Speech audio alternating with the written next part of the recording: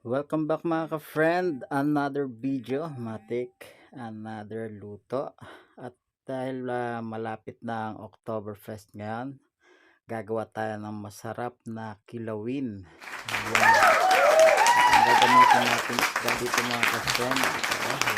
Ayan, bangus na kilawin na may kasamang mayonnaise. Ayan. Ayan mga ka-friend, yung kompletong sangkap na ating gagamitin. Ayan, meron tayo ditong calamansi juice, sibuyas, siling haba, siling pula, at ang ating luya. Ayan. Lalagyan din natin yan ng pamintang durog at ayan na nga. Sisimulan na natin ang ating kilawin. Ayan. Unahin natin mga ka-friend ang ating kalamansi. Ayan. Haluin lang natin sa ating bangus para manuot ang lasa ng juice. Ayan. Yan mga ka-friend, yung bangus natin, bali binabarang ko na yan kanina ng suka.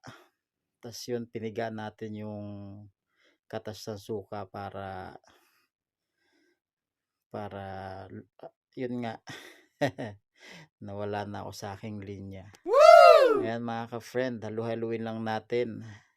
Yun nga, binabaran ko yung kanina mga 30 minutes nababad sa suka para kung ano siya, maluto. At pinigan natin yung niya mga ka-friend, yung katas ng suka.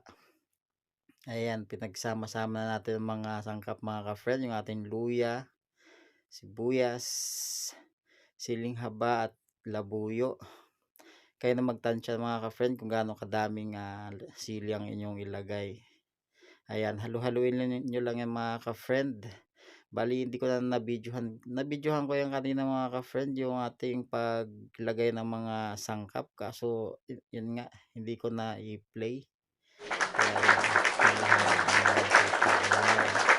halu-haluin nyo lang siya mga ka-friend hanggang magsama-sama ang kanyang mga ricado. Ayan, halo-halo lang. Sikreto yan mga ka-friend para sumarap ang ating mga gagawing lutuin.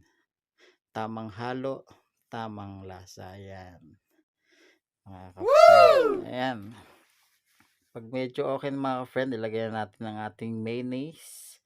Yan yung sikreto niyan para maging malinamnam ang ating kilawin. Yes! Ayan,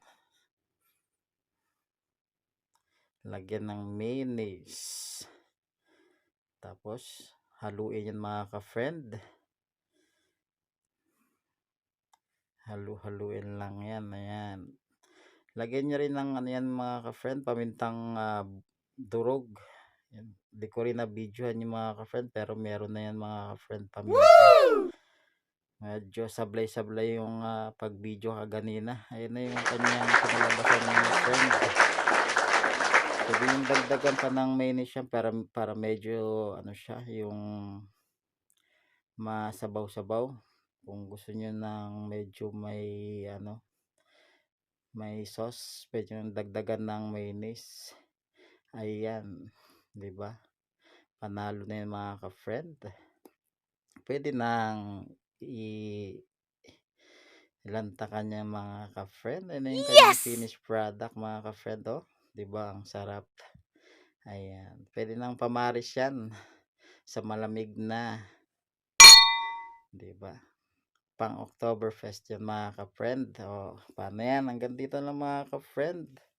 Sana nagustuhan niya ating video, ang ating kilawing bangos na may mayonnaise. Ayan. Hanggang sa muling